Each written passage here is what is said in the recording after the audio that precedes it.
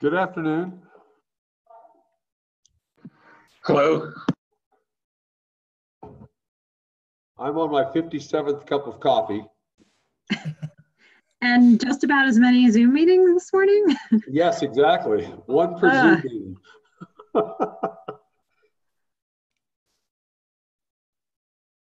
I think we have Kayla here.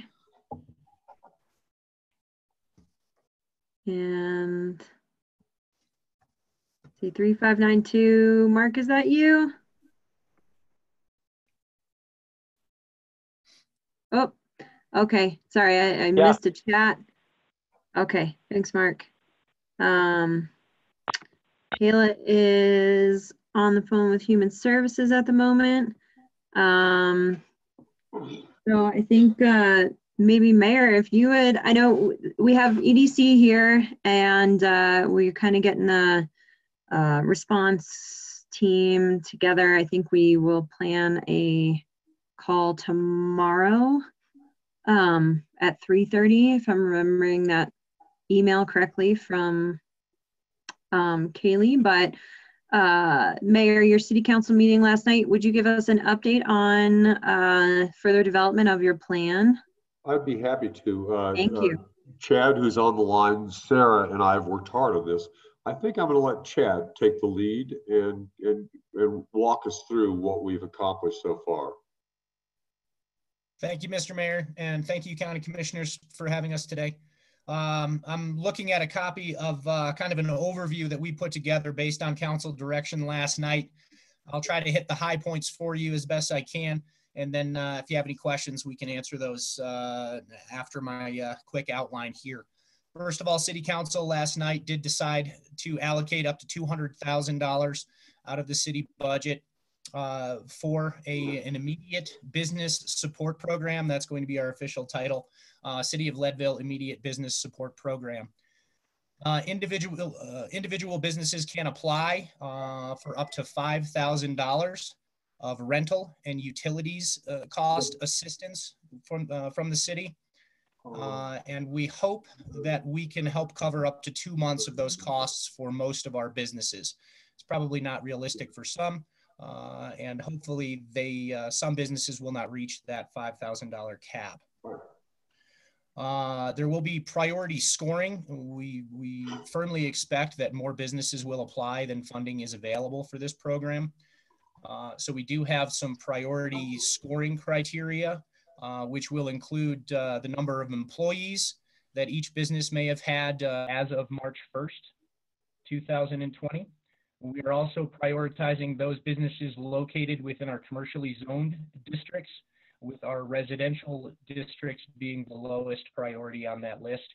And we are also prioritizing those businesses that have been deemed fully non-essential and therefore who can't be in operation over those businesses that have limited operations. And for the purpose of this grant program, short-term rental properties will not qualify. We are in the process of nailing down a firm timeline. We have a number of kind of housekeeping items that are pretty important to finalize before we can unveil all of this information in the application forms. So as of right now, we have a tentative timeline. We'd like to have all of the application materials available for our businesses by tomorrow, and then begin accepting those applications by Friday. As of now, the timeline looks like hopefully we will be able to accept those applications through close of business on Monday, which will give us an opportunity to review those applications, score them properly Tuesday and Wednesday, and get checks cut, hopefully, by Friday, May 1st, I believe. That's the plan as of right now. That is subject to change based on some discussions Mr. Mayor and Ms. Dallas and I will have hopefully after this meeting today. Does that about sum it up? That's it. Thank you, Chad. Thank you so much, Chad.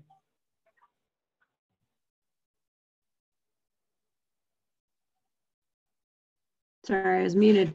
Thanks, Chad. Excuse me.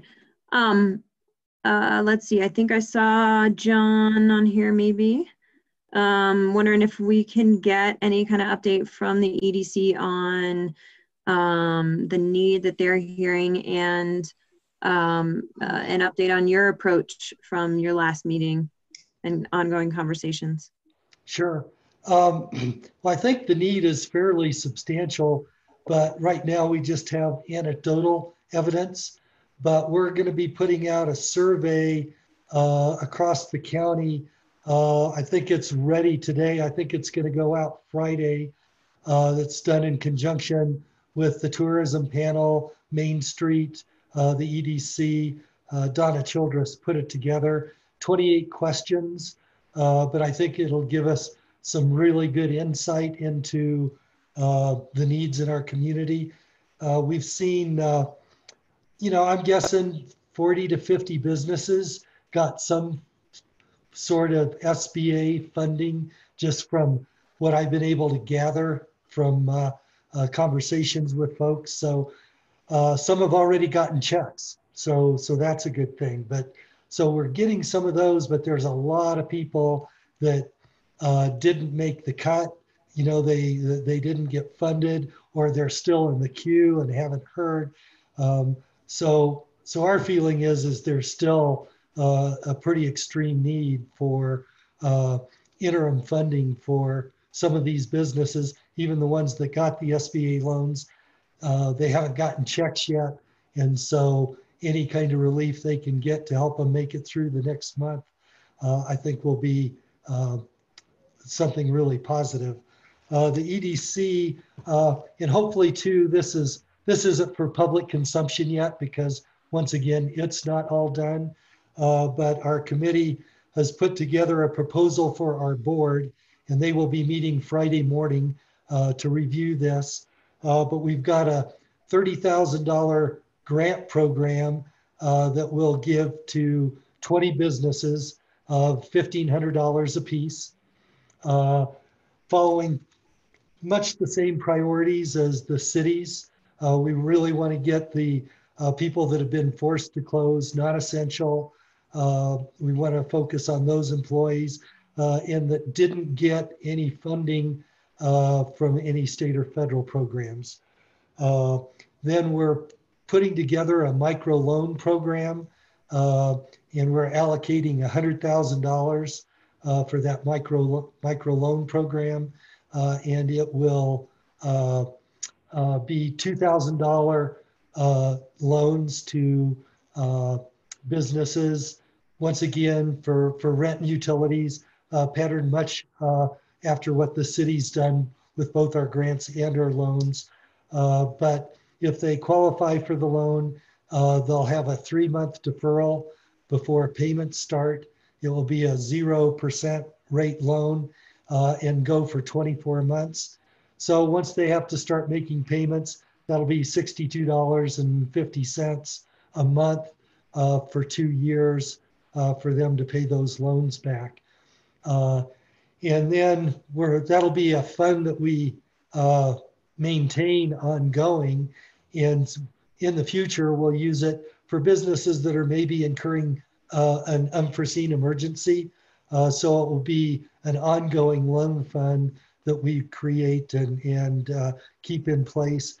And while we're at this, we're also putting together a revolving loan fund, which will be for bigger projects, you know, $25,000, $50,000 type grants. And we're gonna be, once it's set up and going, we'll try to fund that one with grants from the state and federal government.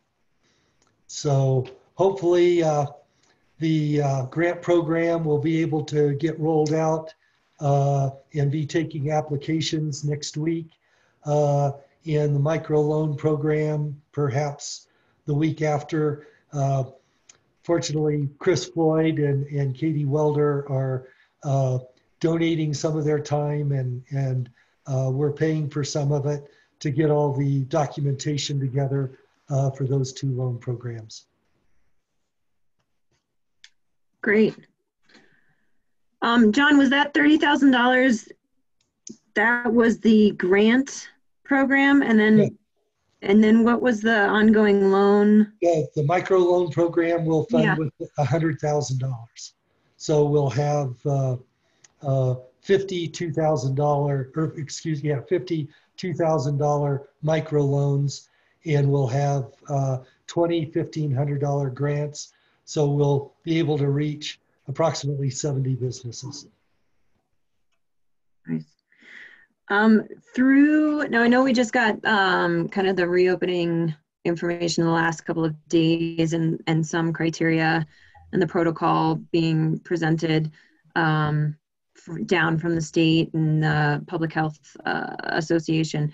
Can we be sure to incorporate any communication with businesses through the EDC or tourism panel or Main Streets?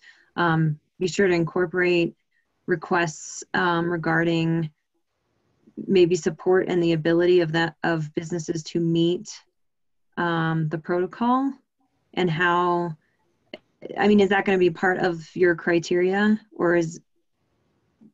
You know, that's one that we hadn't considered yet, but right. I think, isn't that going to be a requirement by the county for them to reopen? Yes. Yeah. Okay. Yeah. From public health, and they're going to need to meet. They're going to need to meet the criteria set forth for the initial phase with the 3 phases. Okay.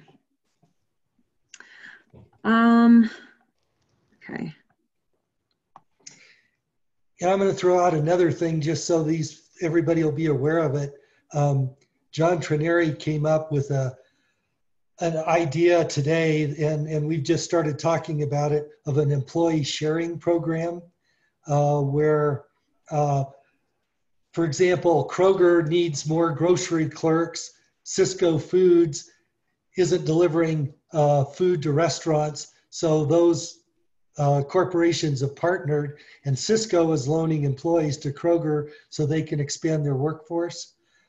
So we're going to start investigating that on a local level. So if you guys have thoughts or ideas along those lines of who needs employees and maybe who has extra employees that we could work out a sharing agreement on, that might be a way to get more folks to work in the community as we open up. So I just wanted to throw that out so you're it's on your radar and we're thinking about it.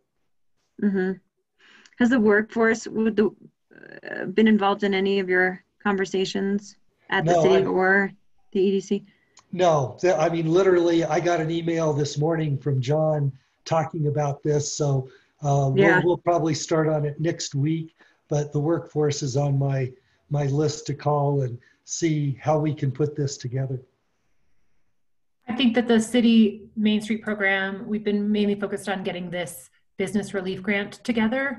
There will be other options and opportunities from the state as well. I was contacted by our state architect in the Main Street program yesterday. Haven't even had a chance to talk to Chad about that, but there is going to be some other grant opportunities. And I think as we kind of help convene businesses to have ongoing opportunities of learning about resources and connecting them to all the different factors is going to be really important moving forward in this recovery effort time. Beth Helmke is on the line and is muted, and I hope she can hear me. I was just trying to type a response back to her. I do not see anything that I can do to improve her situation. Unfortunately, she looks unmuted to me on here. This has been an ongoing issue. I apologize, Beth. Said public health agency is looking to push out information to businesses today on what the new orders may look like, as well as a packet of what a phased reopening may look like. So they're getting that directly from the public health agency. They're also pushing a survey and questionnaire about compliance challenges and needs in order to inform the education and support resources that we are developing. So it seems like we will, just as everything else, be continuing to work through and seeing where the partnerships come and sharing that information. How are they getting pushed out? Oh, I hear, is that Beth? Yeah, I think that's Kayla rescued me. Thank you. They are going to be sending out, I believe, via email and probably the established distribution lists. It just feels like maybe there's some coordination opportunities between EDC and Public Health Authority, just given that the Public Health Authority really is the one who probably should be disseminating those types of compliance pieces, and would want to make sure that we weren't unintentionally crossing wires there or giving sort of ambiguous information. So John, it would be worthwhile for us to maybe regroup on that through Public Health and Office of Emergency Management. Yeah, that's fine. I wasn't anticipating pushing out any information that doesn't come from you. Oh, perfect. Great. Maybe I misunderstood. Yeah. Beth, this is Tracy Purdy with the Leadville Lake County Chamber of Commerce. I'd like to be included in that conversation if possible as well. Sure.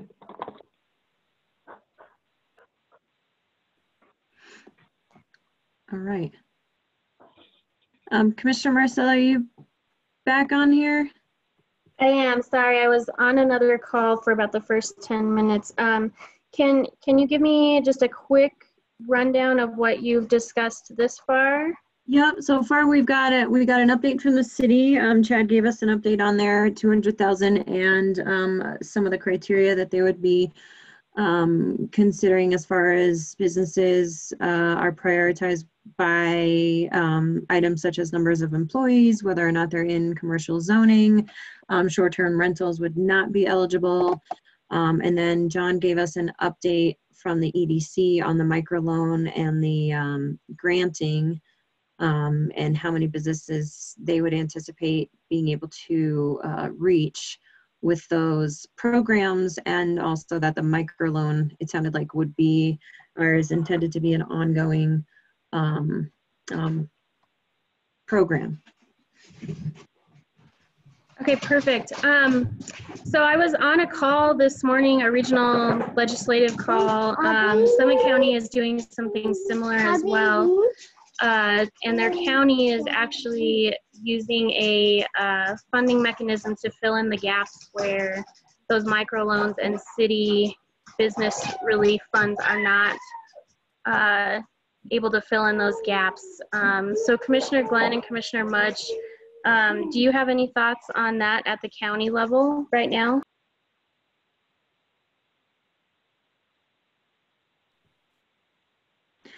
I'm not sure I mean, it sounds like we're still trying to identify the challenges and the gaps and the compliance challenges with, you know, a reopening phasing. Are there? Well, I think what I'm talking about is filling in the gaps for those businesses that are outside the city limits that are facing the same challenges as the businesses in the city limits, needing to pay rent, pay utilities, that month of cost that might not be covered because their money from the PPP is not coming in. Would we be able to add any kind of funding to supplement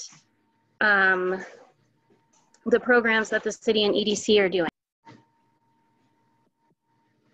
I would certainly be open to exploring that for sure. Do we have, is that group of businesses, have they really been primarily kind of secluded from the data collection and the conversations that have been going on right now?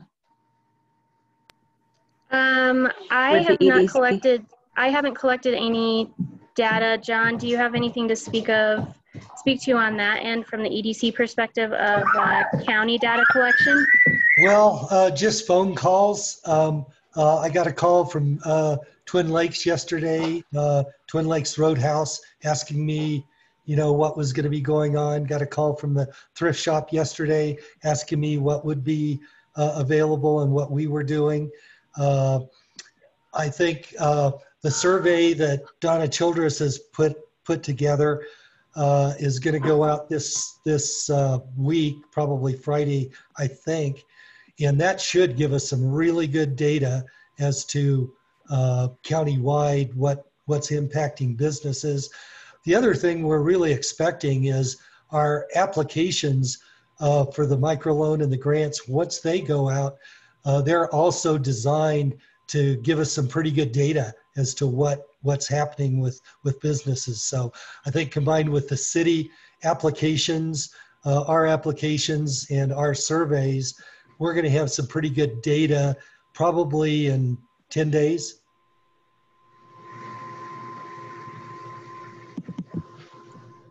John, I have a quick question for you following up on those grants and microloans. Would applicants be able to qualify for both, or if they qualify for one, are they excluded from the other? We are, if they've gotten the city grant, they will be excluded from it.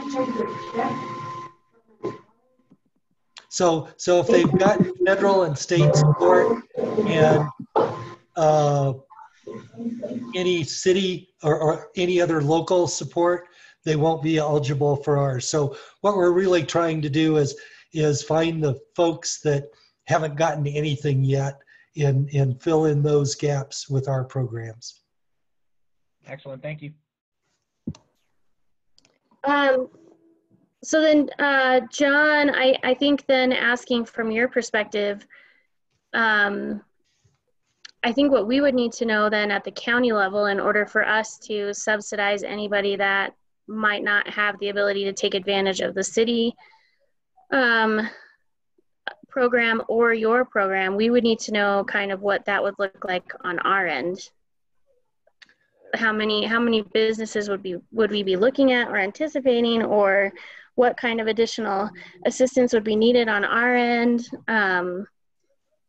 Would it be worth it for the county to do their own program, or would it be beneficial for us to think about subsidizing the EDC's program? What's everybody's thoughts on that?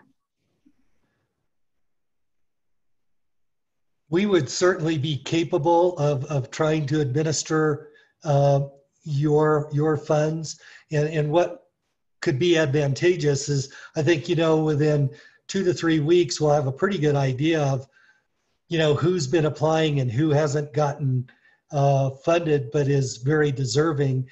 We may have some pretty good data on who those folks are. And then once our funds and the city's funds are used up, the county could evaluate and go, do they want to use a grant program or a micro loan program? And if you wanted us to work with you to administer those funds, we could run them through the EDC, certainly, and work on an agreement there. So we're open to any way you guys would like to approach it. If you want to administer yourselves, we would do our best to support that effort as well. Okay. I just am thinking along the lines of, talking through the city's screening process and administration process. I don't know if we have the capacity to do something like that at the county level right now, just because I feel like the board is stretched pretty thin as it is with response to the COVID situation as a whole. And so I don't know if that would be an ideal way for us to have that available for our business community, but utilizing that partnership with the EDC to supplement what the city is doing. I don't think we want to overlap efforts in any way, so that the same businesses are getting multiple streams of funding, but really, helping those folks that are in pretty dire straits, so that everybody has that opportunity at that funding or whatever. You know what I mean? Yeah, I would agree. It would be nice to support the developing operational programs that are happening with the EDC and or the city. We don't have, I think we can maybe, has there been a number that's been discussed at the EDC? Do you think that really within the next 10 days we'll get a better idea of where else to, on top of mass care support that we're attempting to continue, what that number might look like, the ask or from the county? I think what we'll have is a pretty good idea between the city and the county, how many applications are filed, how many we feel are worthy of consideration, and how many get funded and how many don't. And right. I think once we've got those numbers, we can start to look at, who's out there that hasn't been lucky enough. Because the other thing we're going to do is, if we have excess applicants, we're going to have a lottery. And so, they'll be grouped as to, deserving priority-wise, and say we've got 80 or 90 that we felt were worthy of consideration for funding, but we can only fund 70, then we've got 10 that we would like to put forward for another source of funding. And I think from Greg's perspective, he can maybe speak to this for the city, but I think they'll probably have, some of those same kinds of things where they feel people should have gotten funded. They don't get funded by ours. How do we reach those people? Hopefully, from the city standpoint, we will be able to share information with you about who is funded and, maybe more importantly, who is not funded by next Thursday. Having done that, then you can decide on, looking at that and deciding where the gaps are. I would say the biggest gap is going to be that we're focusing on businesses in the city limits, but there may be many businesses outside the city limits in the county who could use the same sort of rent and utility assistance, and that may be the focus of the county, and maybe even the EDC. That's up to you guys. Yeah, to a degree, I think it'll be, if everything else is equal and one's a city and one's a county and this is the first time the county business got a chance to apply.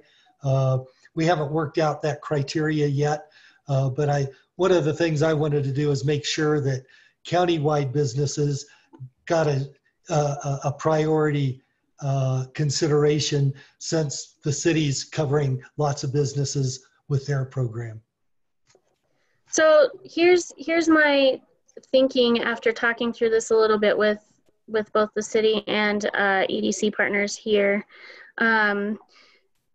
I think from the county perspective, we've been trying to focus on mass care and supplementing those underserved populations with those needs through Department of Human Services, and have kind of focused on that.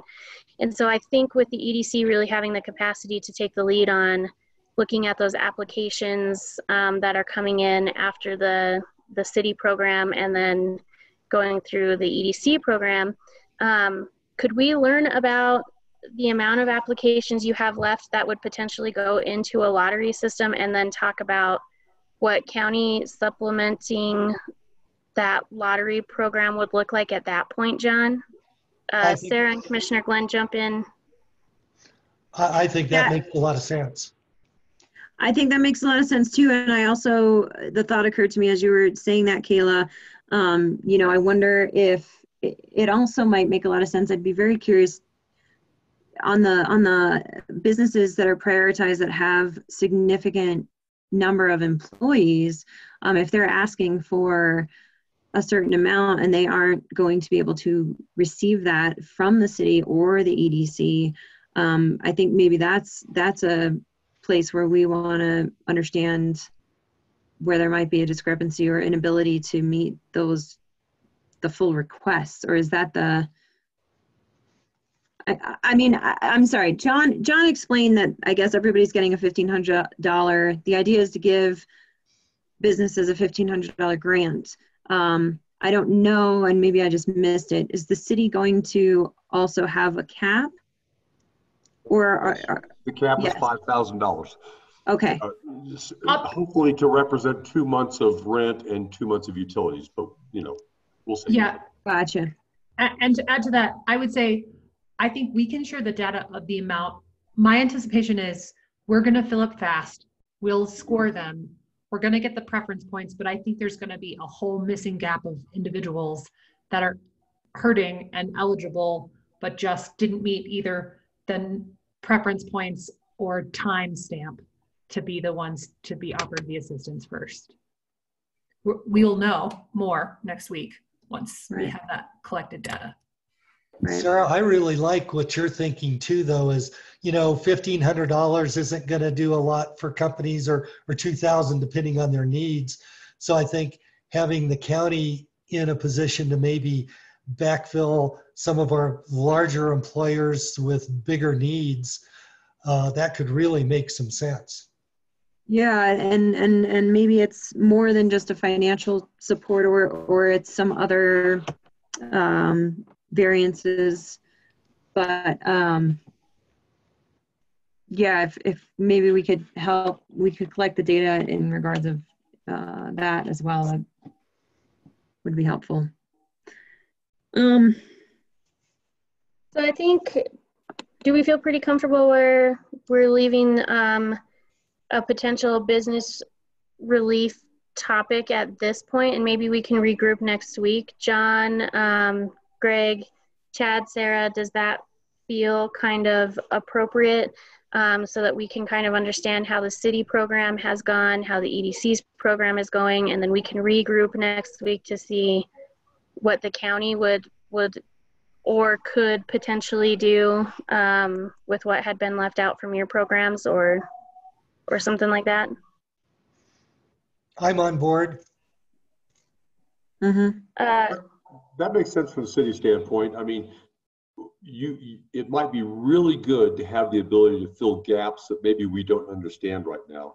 And the other part is you can learn from our mistakes. Okay, cool, awesome. Chad, Sarah, you guys good? I think we want to kind of, Commissioner Mudge, I think, has a meeting at 2 p.m. I have a meeting at 2 p.m. I think now we can move into that new revised public health order. Commissioner Mudge, if you want to take the lead on that. I don't see Kaylee or Colleen on here. But I think our public health order, oh.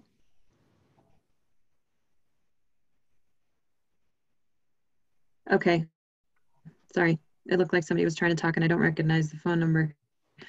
That's Beth again. Okay. Do you have a comment, Beth?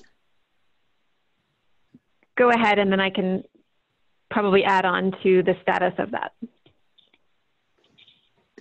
Okay, I don't know all the details of how the public health order, how Colleen is approaching a revision of that, although I do know that it will address, or I presume, I guess it will address the movement into reopening,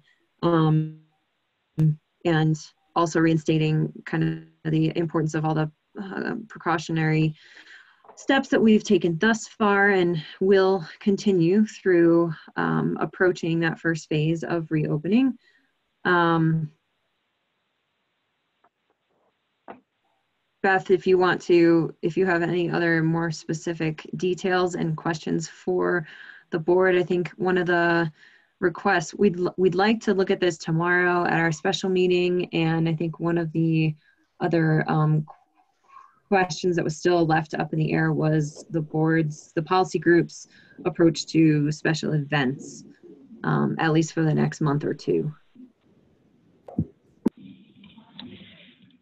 Thanks, Sarah. Yeah, my brief update, they have started to craft that updated public health order, and it's my understanding Colleen does intend to have that finalized by tomorrow evening in order to get that enacted and distributed prior to Friday. So that certainly will be a point of conversation at tomorrow's meeting, as well as this afternoon's EOC call. The special events permit specifically in the guidelines that the state issued, it does indicate that special events are unlikely to be permitted within this sort of next immediate phase, but I would not be the authority on that, obviously. So I think we'll just make sure that that's something that's explicit in the order, so it addresses any ambiguities that you guys are facing. Right. No, I think it's clear. I mean, through the final expert phase, if you will, having everything in place and working through the kinks, and probably looking at an 8 to 8 or 16 week out development in the progress of our ability to respond through the recovery. That would be event levels of possibly 250 people as the state is projecting. So I think looking into canceling or formally kind of canceling special events at least through June would make a lot of sense. I know that, sorry, I didn't mean to cut you off, Beth or Sarah. I know that Andrew Purdy has joined us today and has a question potentially around short-term rentals. Okay. Andrew, I unmuted you if you'd like to ask any questions in regards to that public health. I don't really have anything to add. One question I might have is just, I understand the special events, but whether the extension will happen for lodging and hotels, I guess. Just so we have guidance and how to handle anything that might be on the books for ourselves and other property managers and hotels and motels in the city. Right. I would concur with Andrew Purdy that we're getting a lot of calls asking if the extension is going to go past April 30th or if they will be open starting May 1st. I think that's really critical to nail down. In regards to lodging and short-term rentals, right? Correct. And then when you finish talking about that, I'll jump back in of a comment on event. The governor's order has lodging still prohibited through May 31st, if I'm correct about that. No. What has he said?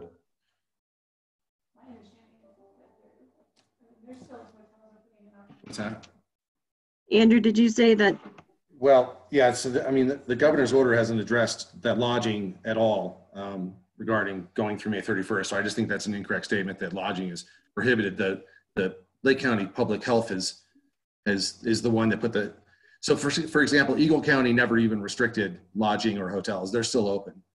Lake County Public Health is the agency that restricted it in Lake County through the end of this month.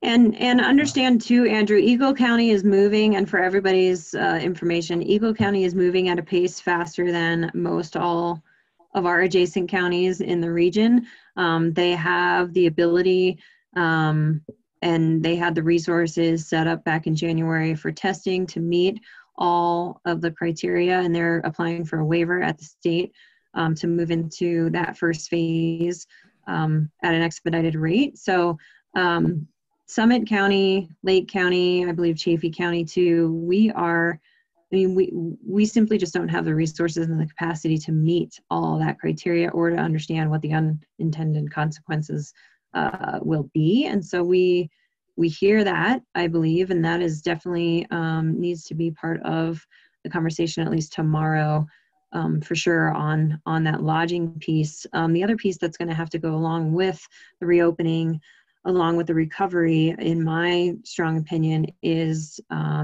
really the accurate dissemination of information of the clear capabilities of the county to respond, so that visitors and community members alike understand that this is, where they are coming to, and they are not on the I-70 corridor, they are not in Eagle County with, maybe a larger healthcare industry to drive 8 minutes and get any care. So there's a lot of that needs to be uniformly communicated through a reopening that we will just need to take. I think yesterday we were talking about taking the next 10 days or so to really make those documents that were sent out by the state applicable to our county and what we thought we could achieve. And we'll just continue to talk through those in the next meetings. Commissioner Mudge, if I could just say one thing, I agree with everything. I agree with everything you said. I didn't mean to. What I'm just saying was correcting the mayor, and that the governor never actually shut down hotels. It was considered essential business with the mayor, or with the governor. But I agree with everything you're saying. Thanks. It's good to hear that understanding. It's just important again to reiterate the information and do that uniformly across, and even just in the vein of not making promises that we can't keep, and having people think that responses are at a certain level when they may or may not be.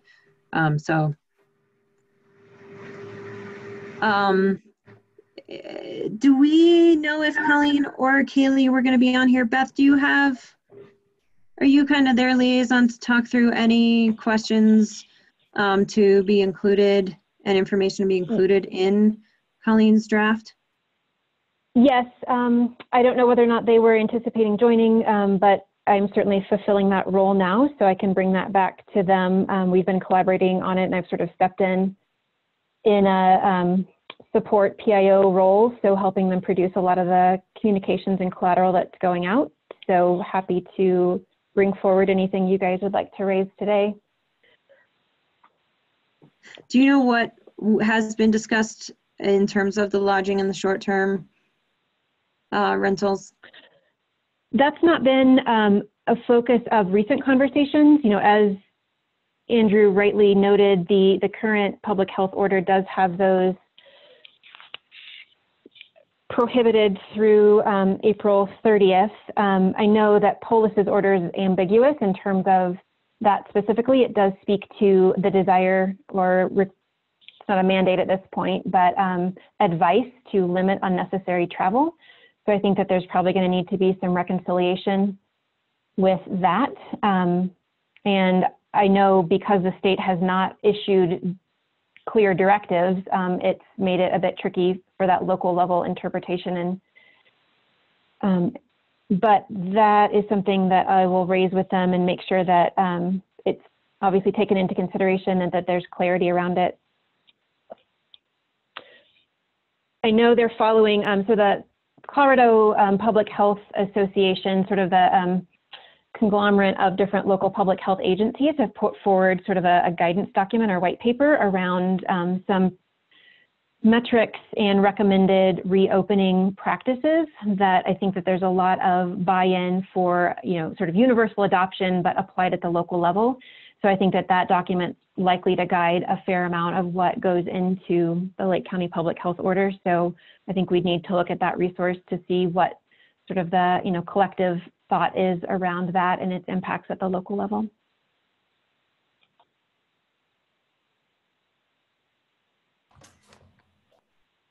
I have a question in regards to the event. I know if you're thinking about through the end of June, I know that the Lifetime Fitness was going to come back to City Council at their first meeting in May, which is, calendar, May the 5th. And they were going to apprise council at that time whether they planned to postpone the Heavy Half Marathon, which is mid-June, into September. So when you're talking about events, that's probably the biggest one that is scheduled for June. A bunch of the smaller ones have already canceled. So I would keep them in the loop and let us know. And we do have that on the agenda for City Council on the 5th of May. The other thing that I think we need to discuss with public health is the ability, and this will be, any business or events claim to be able to meet the criteria, but, I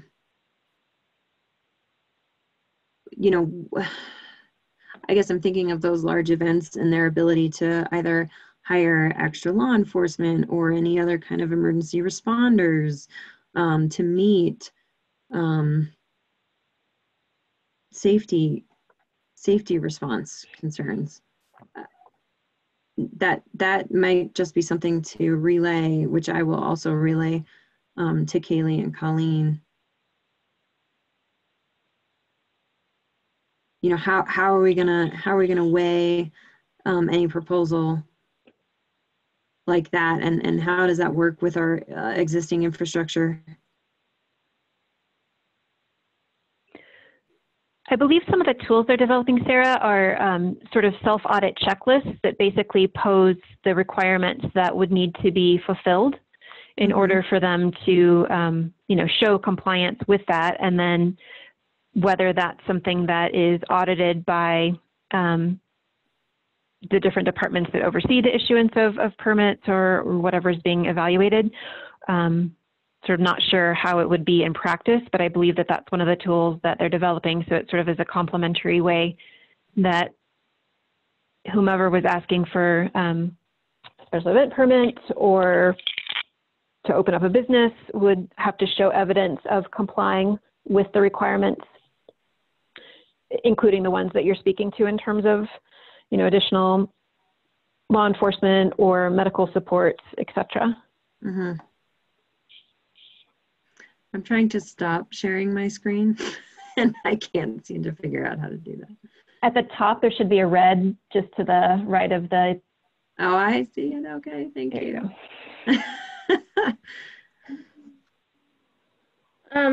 Does anybody else have any questions or considerations moving into a new public health order? Sarah, Dallas, I think you had something to add. Is that correct? I was just wanting to add that critical piece of the large event planned and scheduled of the Heavy Half, and to communicate that effectively with those organizations and however we can help assist, and know that they are scheduled to come before council on the 5th of May. Thanks, Sarah. I hear that. And I just sort of related to that input, I did just send out on behalf of Colleen and Kaylee a Google form link that is basically asking those similar questions of all county and city departments, just in anticipation of needing to address their concerns and sort of the reality of the next phase affecting their operations. So that should be in your email inboxes now. It just went out to all directors, electeds, Mayor Labe, Sarah, and Kim. So if you could take a look at that and also share it out to whomever you believe should weigh in on that.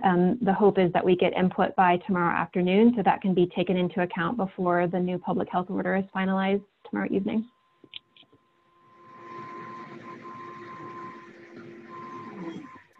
Thank you.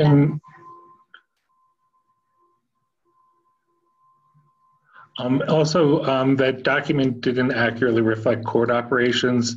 I emailed them and corrected what they didn't have right. So hopefully that will be modified.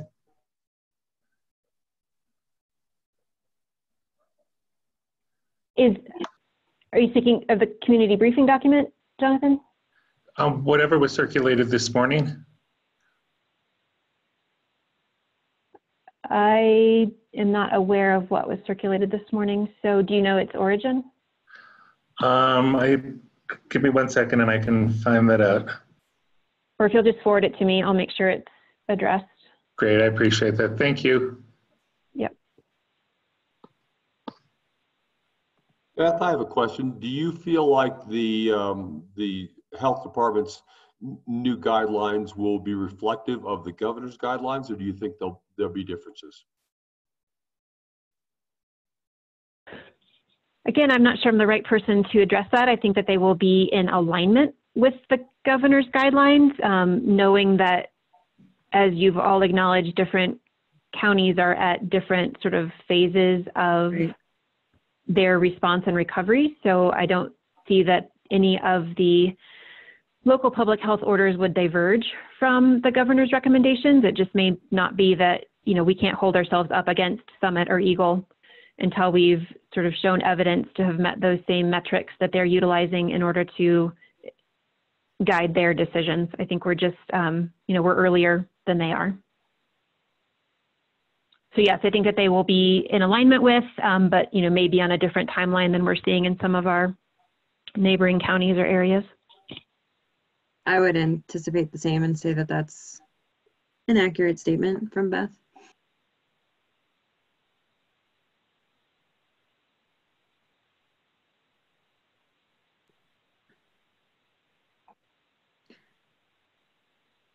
Commissioner Marcella, do we have any other? That's all I wanted to talk through today. I saw Jason hop on at the end, Jason and Jill Hall. Jason, I'll send you an email, or John, and be in touch with you shortly about what we had chatted about at the beginning of the meeting with in regards to the EDC stuff. I don't have anything else at this point. I am going to hop on the EOC call at 2 o'clock, unless you'd like to do that, Commissioner Glenn. If you would, just let me know. You can go ahead and hop on that call. That's fine. Okay. Okay. Does anybody else have anything else before we adjourn for our next meetings at 2 to add here? Quick question for Beth, if she knows, is the document that came down from the state that we intend to revise so it's more applicable to Lake County? As you said, we just have different capabilities. Has that been passed around to small businesses so that they understand what it is they need to measure themselves against? It's my understanding that's being finalized now, so should be forthcoming from Lake County, you know, probably in the distribution list that Jackie Littlepage and Rebecca Bear maintain to all of the business entities, that they are finalizing some updates for them to go out by the end of business today, or towards the end of the day, with sort of a caveat that the official public health order will be following after that on Friday. So I think there's some forthcoming communication to at least let them know here's sort of what you generally can expect, and the formal guidelines will be coming after that.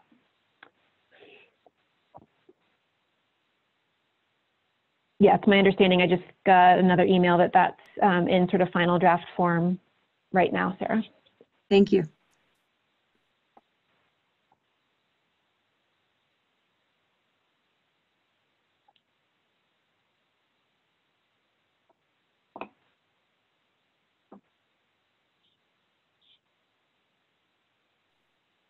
Oh, sorry, I was muted there.